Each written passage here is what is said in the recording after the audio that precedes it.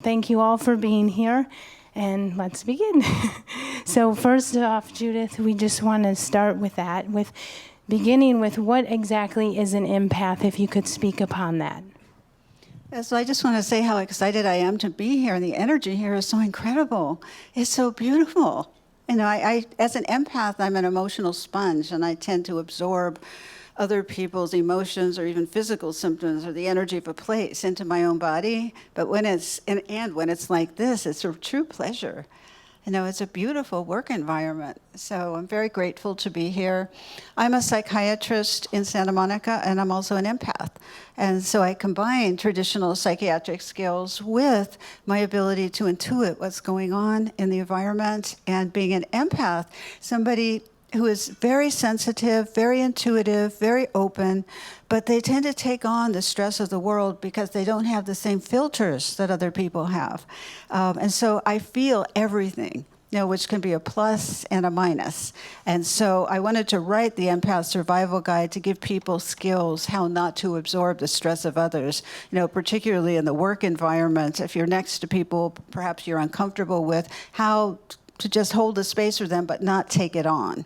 Because empaths take it on, and as a result, you know, I can get exhausted, or when I was a child, I couldn't go into shopping malls or crowded places because I'd go in fine, and then I'd walk out with an ache or pain or anxiety or exhaustion that I didn't have before. And I didn't realize then, as a little girl, that I was picking up the energy and the emotions of other people, that the whole phenomena of emotional contagion that can happen, that we know so much now, that, for instance, if you're in a children's ward, a baby ward in the hospital, if one baby starts crying, the rest of them start crying. You know, or if you're in a work environment and somebody, you know, has very negative energy and is a downer, it can spread to the rest of the people like a virus. And so as an empath, that's particularly intense. And so I want to say that this is a gift, and we need to learn how to manage it as well. So I think you sort of answered part of my second question, or the second question that we've put together.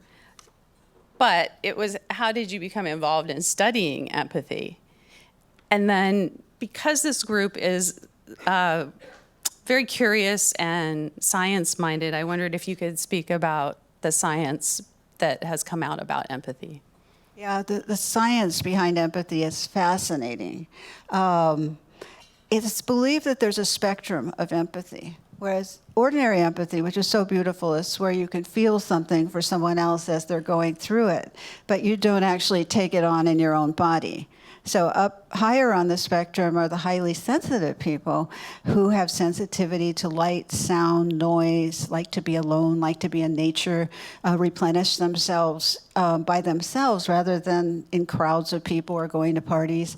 And then on the high end is the empath, who absorbs energy from other people and is extremely empathic. And the science behind it includes mirror neuron research, where it's thought that with people with extreme empathy, the mirror neurons, the compassion neurons of the brain, are hyperactive, where they're just working overtime, where we feel compassion for everything and everybody and the world, and it could get to be too much.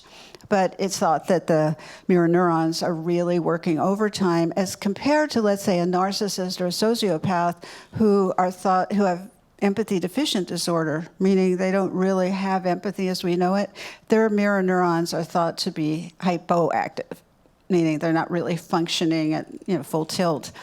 And then there's the whole phenomena of emotional contagion, which I mentioned, is that emotions can be catchy, and we are sensitive to how people are around us. Their emotions affect us, even if we're not empaths. That somebody else's emotions, if they come into your work environment and they're a drama queen, or they're a chronic talker, or they're a victim, where they always want to talk about themselves and their victim status, it brings you down. If you're an open-hearted person, if you're open and you feel all this, your energy goes down. So it's important to understand emotional contagion and also the concept of dopamine, where dopamine is the pleasure hormone. And it's thought that empaths need a smaller amount of dopamine to feel good than, let's say, extroverts who get their dopamine fix from going out, with big parties and big events and football games, and you get a large dopamine hit with that. But empaths get satisfied by very little interaction. For instance, as an empath, I love one-to-one interactions. I really enjoy them. But when it gets to be a lot of people, it gets overwhelming for me, as I love to connect. And then too many people on a personal level is hard for me. I speak to large groups, and that's a bit different. But on a personal level, I prefer to have small gatherings.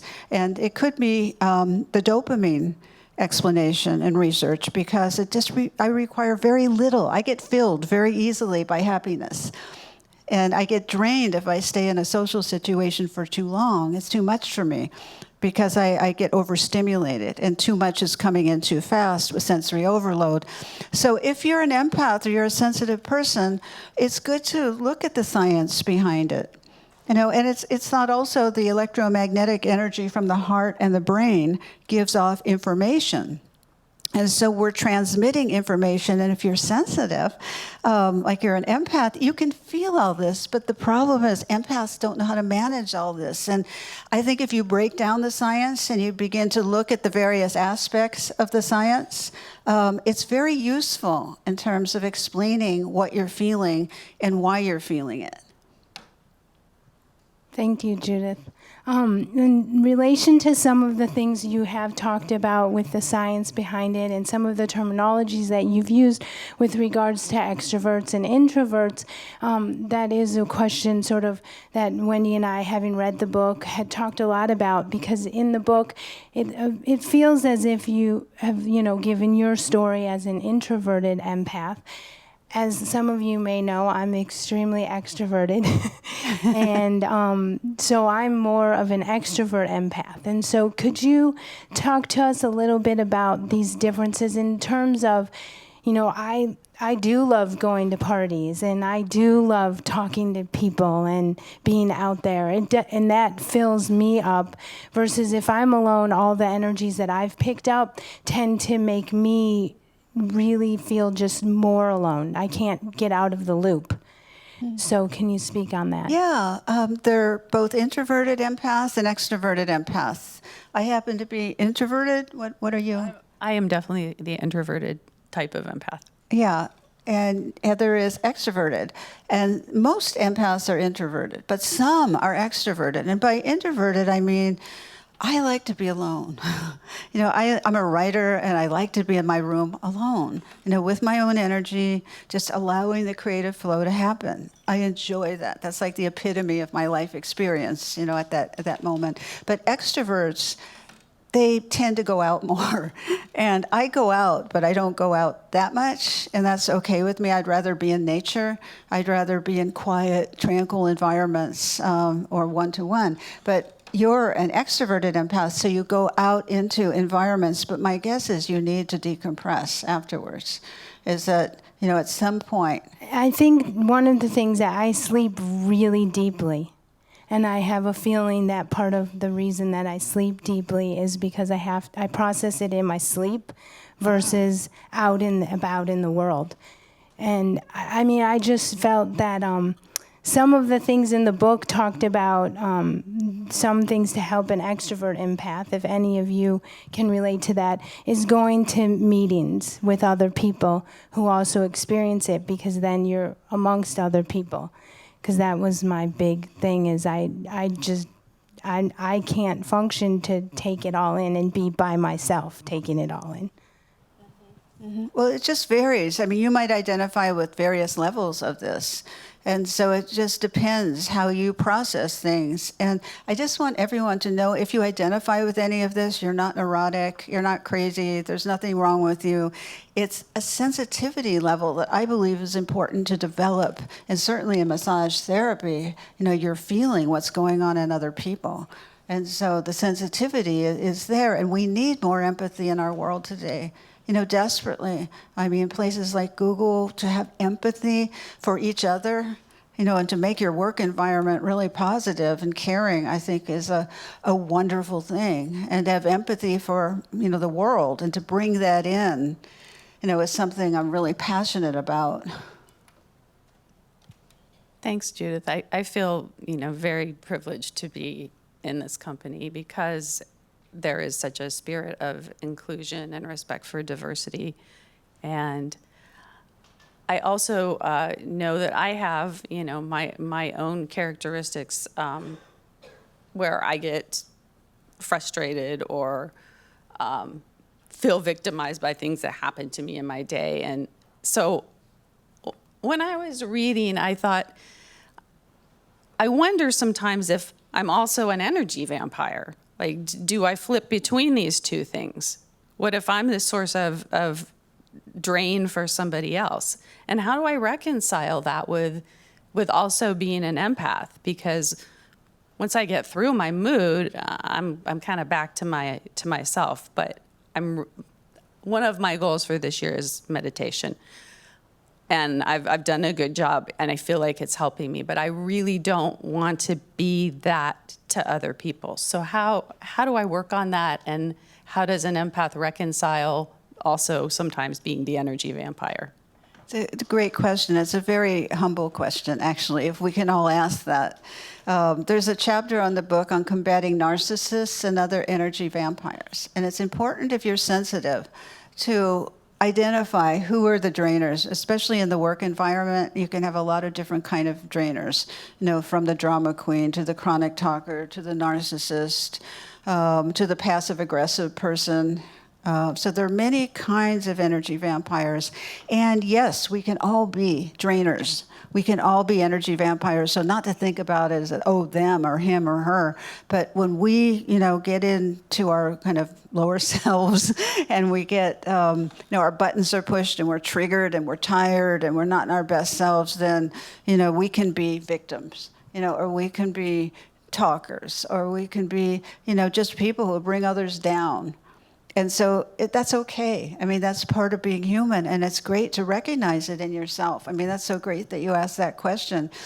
And, it's wonderful also because you can catch yourself, with the awareness. When you start getting into those energy vampire states, you can say, okay, or if your coworker, I hope has the freedom to point it out. It's a little touchy subject, but to say, I love you, or I respect you so much, I love working with you, but you're complaining a lot today.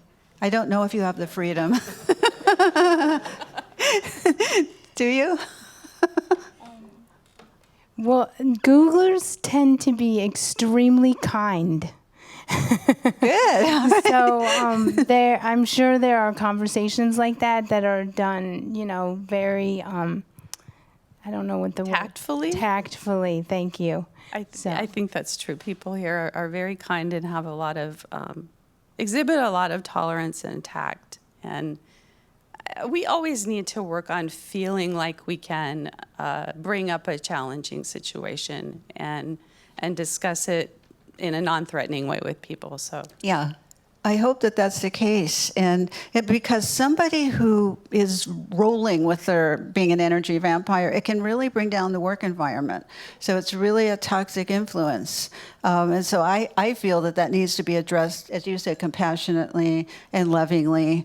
Because sometimes we don't know when we get into those states, and it can just go on and on and on. And you don't want that in a work environment. You optionally want positive energy in your work environment. You want it to be easy and fun, so your mind can just go to creative places, and really envision, the amazing things for yourself. And an energy vampire is important to identify because they could bring it down.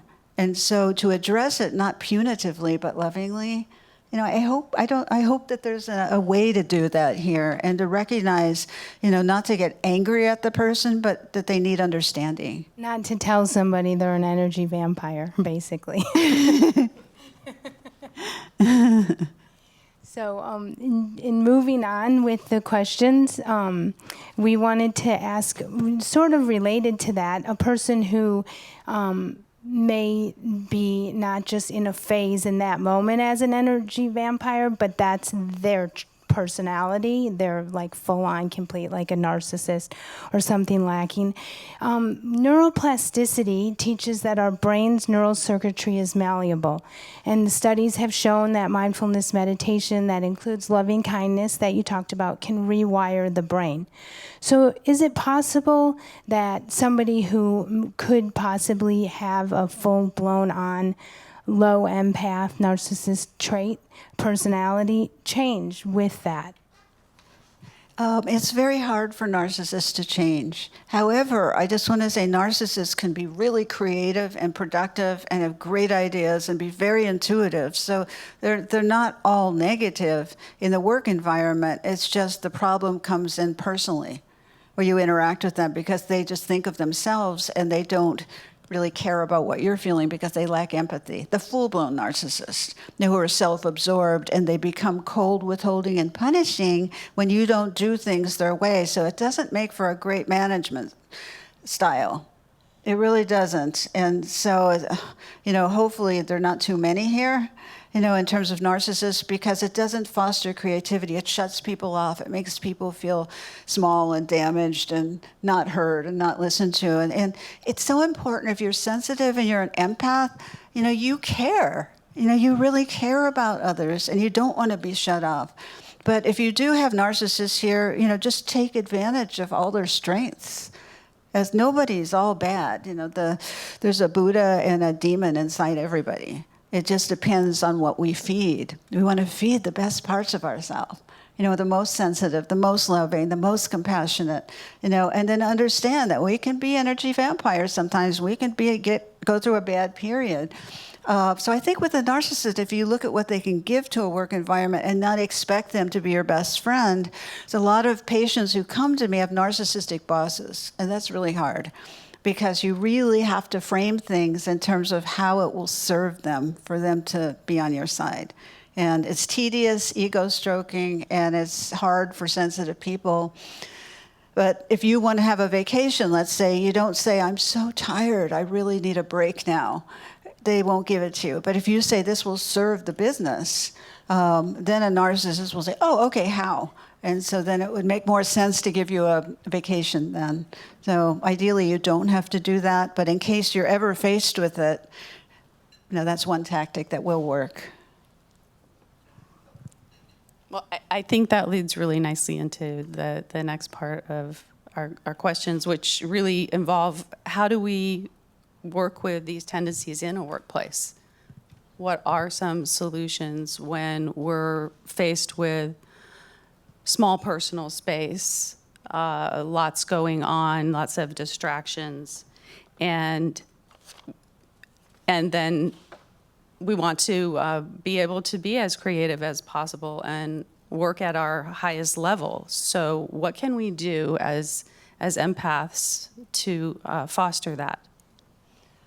All right, well, one thing I noticed here at Google is the high ceilings. I mean, that helps to have a feeling of space. And it's very beautiful to me. I feel like I could breathe here. I don't feel claustrophobic. Everywhere I look, it's high ceilings. So I'm not, do you have low ceilings other places here? Not so many, no. Yeah, so that helps with the feeling of spaciousness. But in terms of techniques to use, I really suggest meditation. There's a 3-minute meditation where you can just check in with yourself for 3 minutes, close your eyes, focus on your heart, focus on something really positive in your life, and breathe out stress and focus on the positive. And during those 3 minutes, you can recalibrate yourself and you could come back to your center. Because part of the skill of being an empath in an environment is learning how to come back when you start to swirl, or when somebody pushes your button and you're triggered, or you're disappointed by something, or if something happens in your personal life and suddenly you go down. To recenter yourself through this 3-minute quick meditation is a form of coming back to you that a lot of people don't know how to do that. Once you swirl, they just start swirling. And so learning how to breathe, the breath is very powerful because the breath, you can breathe out stress and you can breathe in clarity or calm, peacefulness. But to breathe out stress, the breath actually carries the stress out of you, out of your body, which is what you want. So these regular meditation breaks, I really suggest, to help you feel better and to help you reconnect with your creativity. I keep coming back to that with this audience. That creativity is so important for you to be able to really play up here. And to play and to feel comfortable, you have to be in a good environment. And you mentioned that you have a close environment in some places. That there are a lot of people in a small space. A lot of people in a oftentimes. small space. How much room do you have between you? I'm not the best person to speak to that because I work in a spacious place. That much room? Okay. All right. That's not much room. All right. And so you need to create your own personal space. At least you have that much room. It is an open space environment? Okay. All right. That's particularly challenging for sensitive people. And so you have to make your desk your spiritual station, your energy station, however you can be comfortable there, with pictures of people. I wear the Kuan Yin around my neck, who's the goddess of compassion. She really sets a tone of compassion.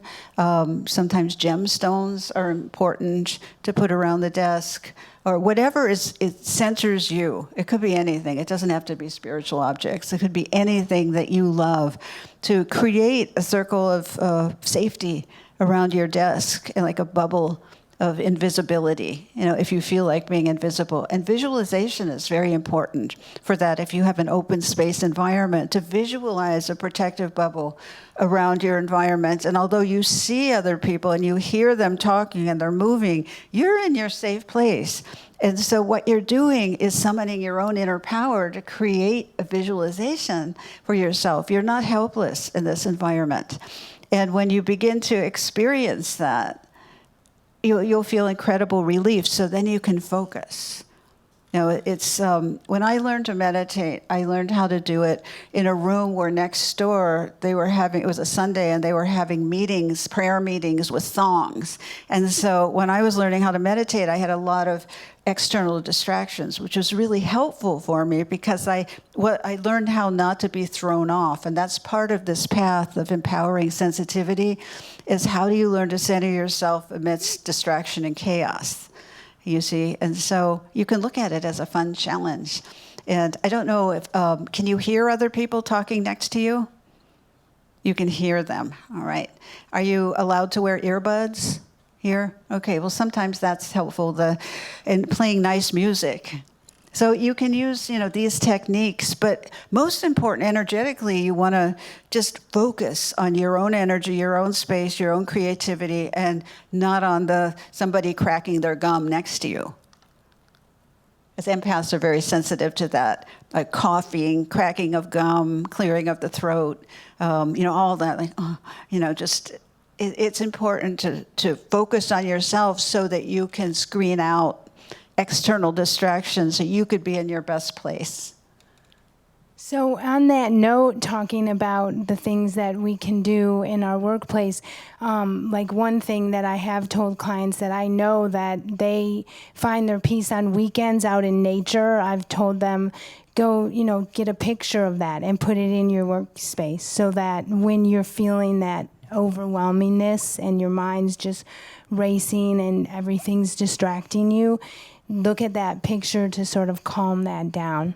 And on that note, talking about the different types of empaths, you do speak of that in your book. Would you like to sort of go over a few of those for people? Because once you sort of recognize, this is what I took away from the book, what type of empath that you are, there's going to be different tools, obviously, that will work for you better than for a different type of empath.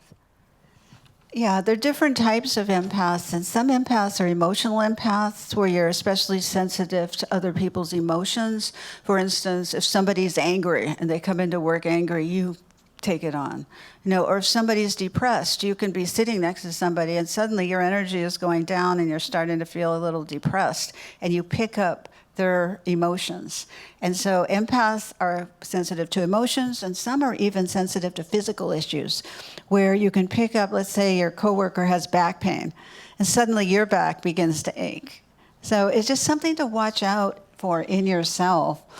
And then there's empaths called intuitive empaths. And these empaths are very open to their intuition, really tuned into intuition. And I personally feel, as a psychiatrist and an empath, that it's so vital to listen to that inner voice. And empaths have it, a little bit more open than other people, but everybody can connect to their intuition. And that's the still small inner voice that comes through gut feelings, or the enteric nervous system in the gut has actual neurotransmitters that convey information like the brain. So what's going on in your gut can convey information. And so as an intuitive empath, you can train yourself to listen to your gut feelings about somebody. Let's say you're hiring somebody and they look totally good on paper. They look amazing. But when you're sitting across from them, your energy is going down. Now, what is that telling you? It could be that this isn't a good match for your particular environment. And so you want to have people who are energetically harmonious. And when you hire people and when you interview people, when you're an intuitive empath, you can develop intuitive skills in terms of you look at what they present on paper, but you also can feel what's going on in them. You see, so you listen to your gut feeling, you listen to a hunch, you listen to an aha, knowing that it can be waves of goosebumps that say, yes, this person is right, this is exciting, this is going to be a great match. Or you can, feel a kind of a downward thud, or a wall or something that's unpleasant. But when you train yourself as an empath and as a human being to listen to your intuition, it can give you extra information. And so that's really essential. But what happens is sometimes people don't listen to their intuition and they second guess themselves. Particularly in a very linear environment, where you're given information but something doesn't feel right.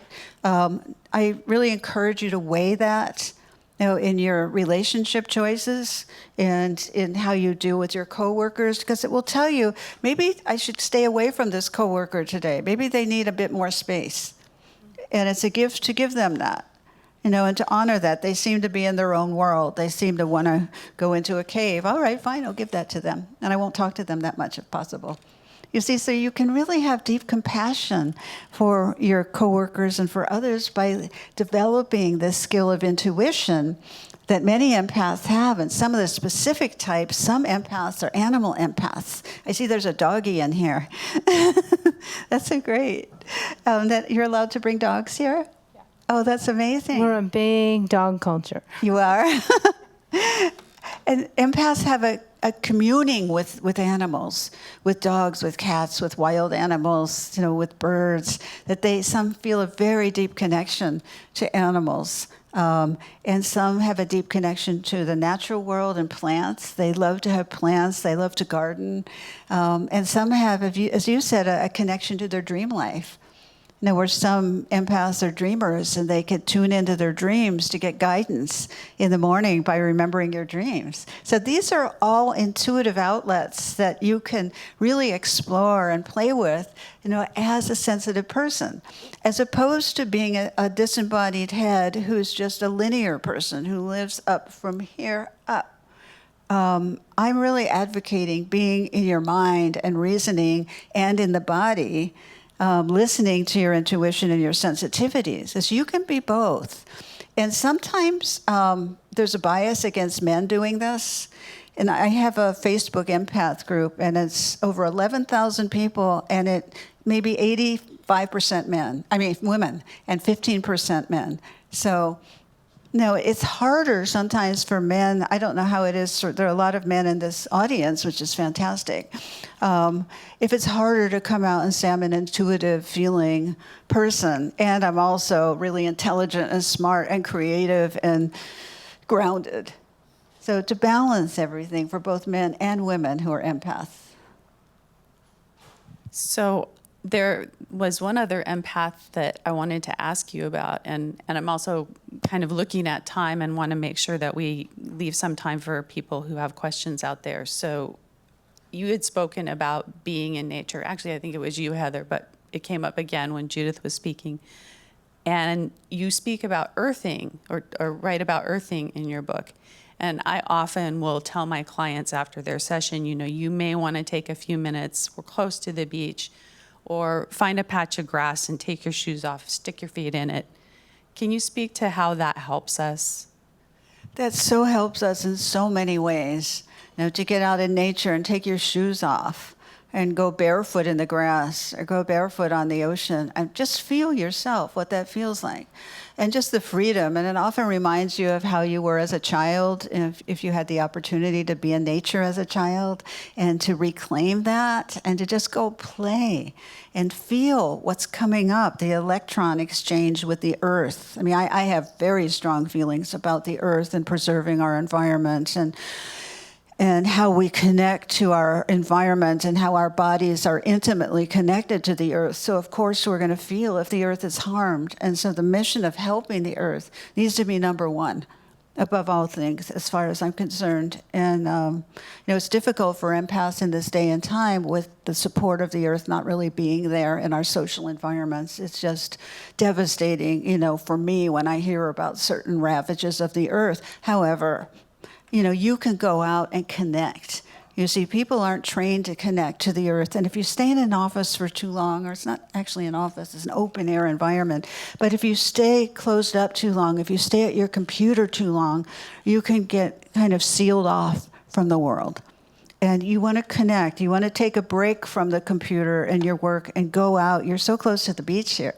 You could take a walk and go down to the ocean and see all the seagulls and, get into your child again. I know you're adults and you work at Google and you have very, important jobs and you really are playing a role in bettering the world. But it's good to also let that down, and go and play.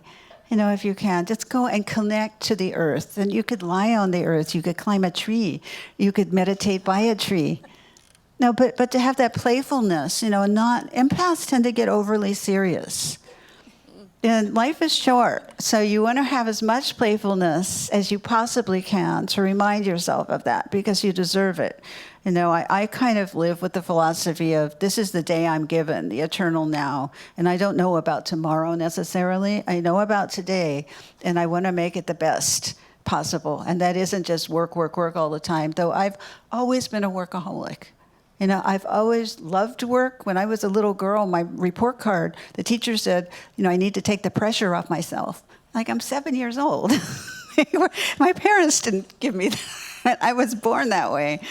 And so, it's important for me to find the balance, because I could get lost in writing and patience and what's, in the internet, going on Google and Googling things all the time. And so it's important. Don't forget dance. Dance is a good way to sort of get your body moving, so you're in your body. Yeah, but just moving and, being in the body is an important way to balance. And, but I just want to acknowledge this environment, how creative it is.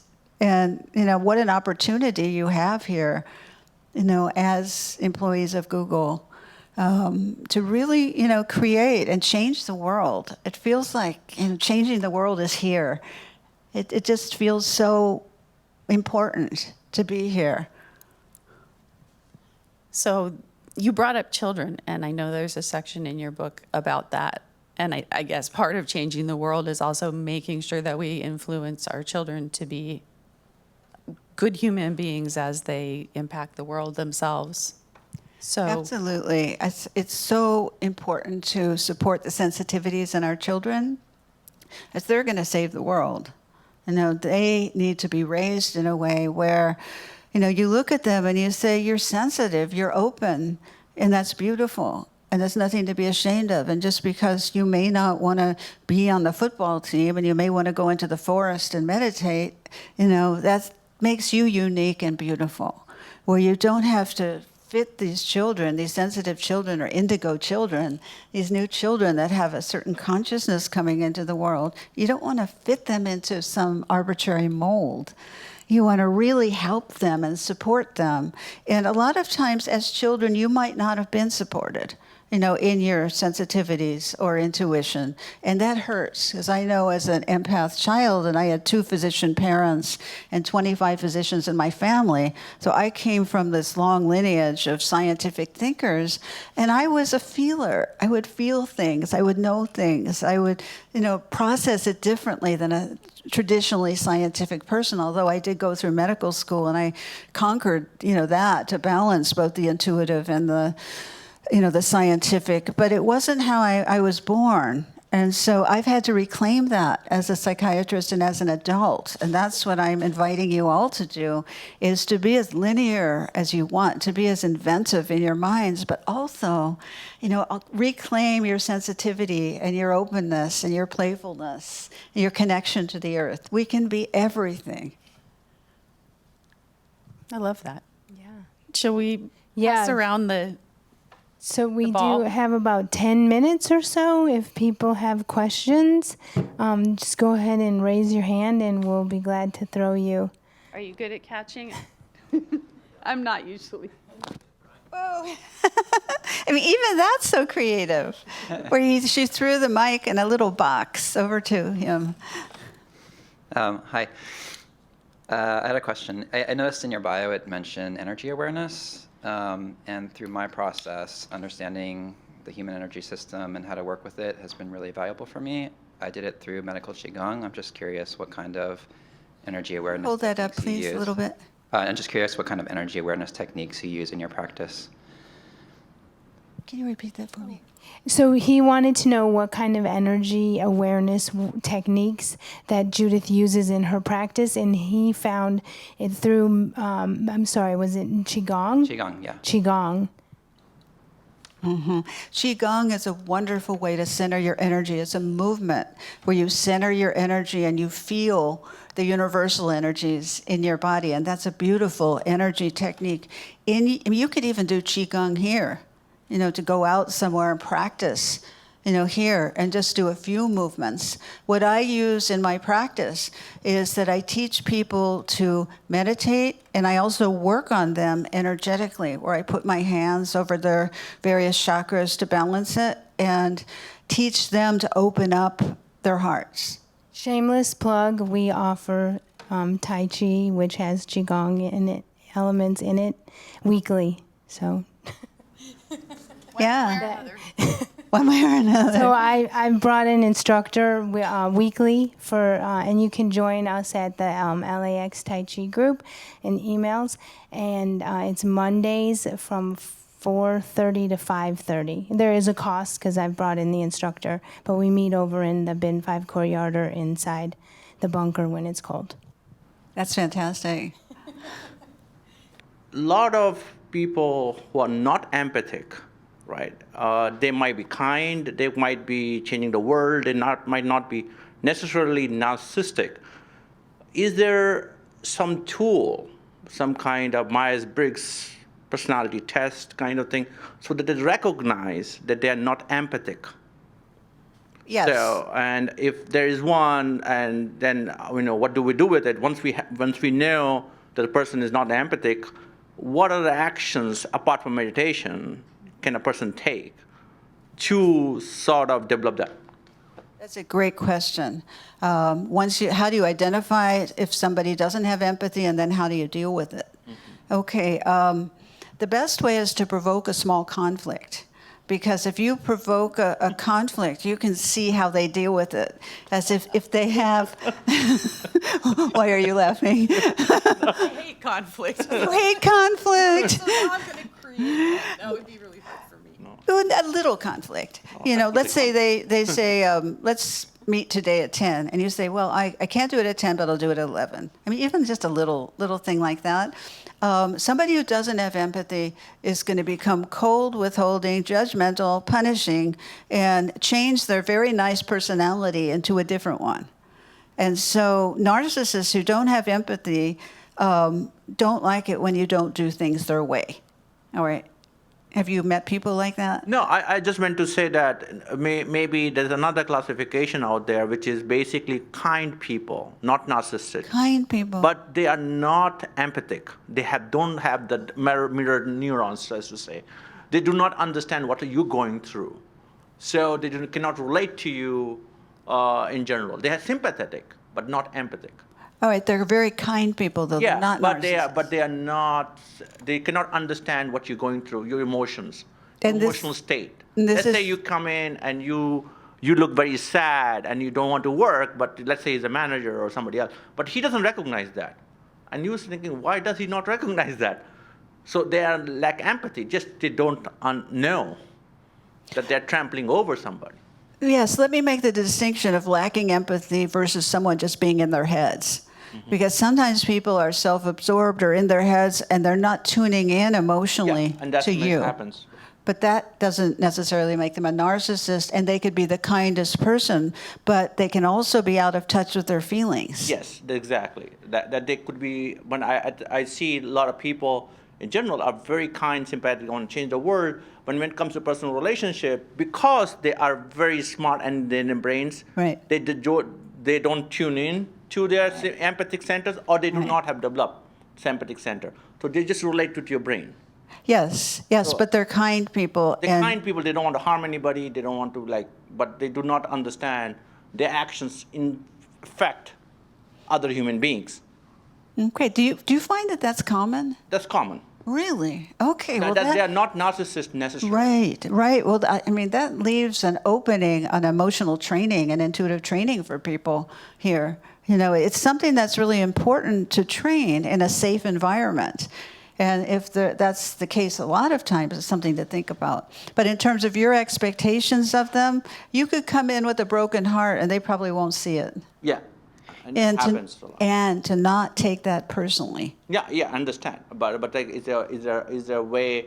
Like, I was thinking more in terms of in Myers-Briggs test, you go take an online test, and it tells you what letters you are, ENTP, ISTP, whichever might be the case. So is there an online test I can go and say, hey, you're not empathic. Your empathy is out of 1 to 100 is 30 or 20. So that we know, and we can say to each other, oh, we are 20, 100, so we know each other in some objective way. I In know an it's like objective way. Yeah. All right, that would be, and you would want to pass that around and have everyone take it? Yeah, that would be the Google way of doing it. All right, well, I mean, there's certainly a self-assessment test at the beginning of this book with 20 questions that people can take and determine where they are on the empathy scale.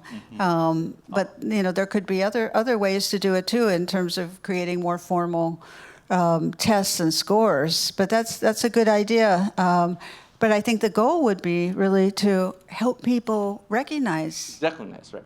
Yeah, because the more empathy you have, the better your work environment is going to be because you're going to feel safe. You don't want to ooze it. You don't want to overdo it, you know, because sometimes empaths can be, you know, help too much. And they give too much. And they want to be too compassionate. And they're looking at you in the eyes too deeply, so it feels intrusive.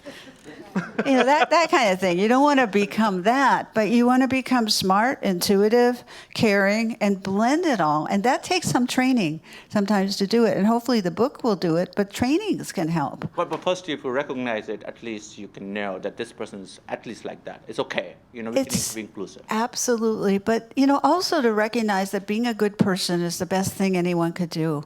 And even though, you know, they might lack other, you know, abilities, if you're a good person, that's a beautiful, beautiful thing.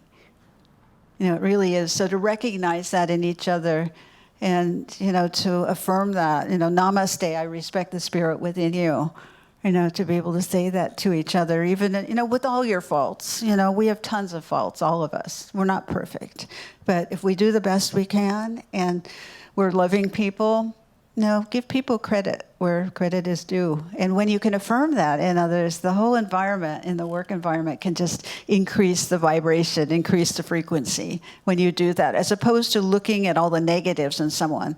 It's much easier to look at the negatives, you know, and criticize them and what they're doing wrong. But the shift in consciousness in terms of awareness of empathy is trying to see the best in people, you know, not their worst. You want to bring out the best in people. When we talk about empathy, normally we talk about social with other people. So I have a kind of separate question, a little different. here I'm an engineer. I think lots of other engineers, and even Judith yourself, you said you like to work, like writing by yourself. Sometimes I feel the stress actually from the work, not with interacting with other people.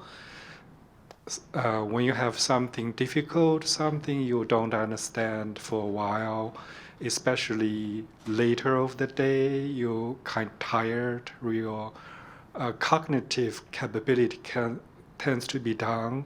And my personal experience, sometimes in that situation, I started to have self-doubt, and it's kind of become a downward spiral. And that negative energy I can bring with me home, even though I'm already out of work, I still think about it. But maybe after a night, the next day, I looked at it again, I can figure it out. It seems so simple. So what can you suggest to do to prevent, just to bring the negative frustration out of work when you want to not think about it at that time? A very good question. How do you not take the work energy home, basically? And you mentioned self-doubt. Yes. Did you mention self-doubt? Yeah, because, I can figure this out. Maybe I was not good enough. All right. Well, I'm a big believer in affirmations. And so it's important to really affirm every day what you did well. And at the end of the day, you can make that a ritual to just say, what did I do well today? What did I contribute? And it could be the tiniest thing. It could be a big thing. It doesn't matter.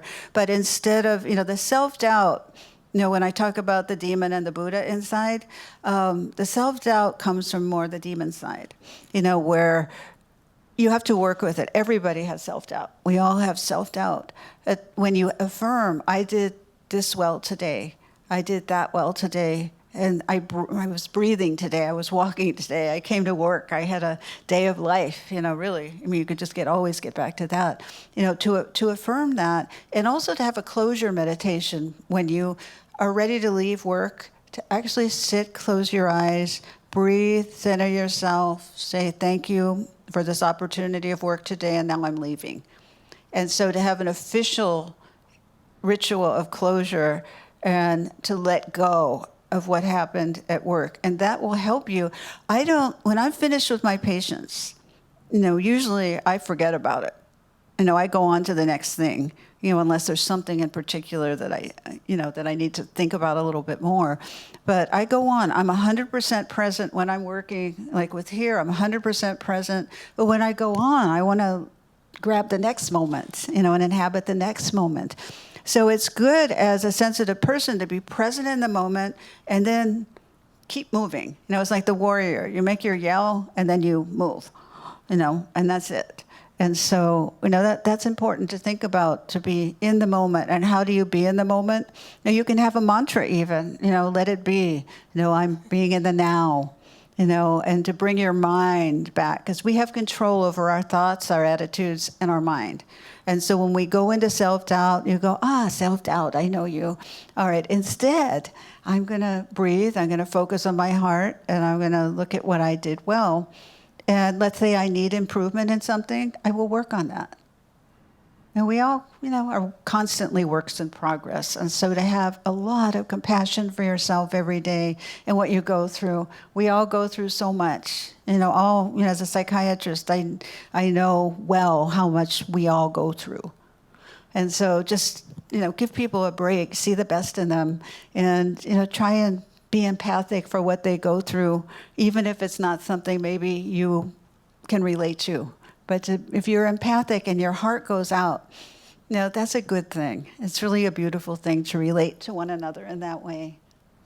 Hello. Kind of along those same lines, I find what's really emotional draining for me is being constantly connected via my phone, or social media, things like that. Do you find that it's important for, especially for sensitive people, to have that time to disconnect, maybe have a day without their phone? Is there tips and tools that you'd recommend? I think it's important to have a technology fast and not go on social media and turn off your phone and leave your phone at home and go for a walk on the beach so that you're not tethered to the phone. I mean, even in the gym, sometimes I bring my phone and I put it on the treadmill, and I have to talk to myself. Just leave it in the locker. Don't bring it. Your world can exist, for a short period of time without that phone. But, it's very addictive technology, and so you have to really make that extra effort to say no to it. And it makes me feel so much better when I'm not near anything. There's a monastery that we go to sometimes in retreat, Tassajara Monastery. They don't even have electricity. They have no, cell phone coverage. They have no electricity, kerosene lamps. So you're forced into, a beautiful retreat of, without technology. So I think that makes you better when you come to work, when you have those breaks. As if you keep checking and checking and checking, it puts you in a zombie-like state, and that's not in the body. And so to put it down a little bit and go dance. I think dancing, what you mentioned, or movement, any kind of movement, the qigong, movement, dancing, walking, exercising, looking up at the stars and the sun, just replenishing is very important without technology. And I just want to add one thing, and that is when we talked about the children and what we're teaching our kids that are our future, is we're teaching them this importance of how much our phones are. And they will say things, what do you mean you lost your phone? What are you going to do? Like even they, as young as 5, are picking up on our attachments to our phones. So I had my daughter very worried one night because my husband went out for a walk and didn't have his phone. And I thought, oh, this is a day without a phone. I think it's a new G to G class. And thank you both, Heather and Wendy, for having me here. And thank you all for coming. Thank you. Thank you all for coming.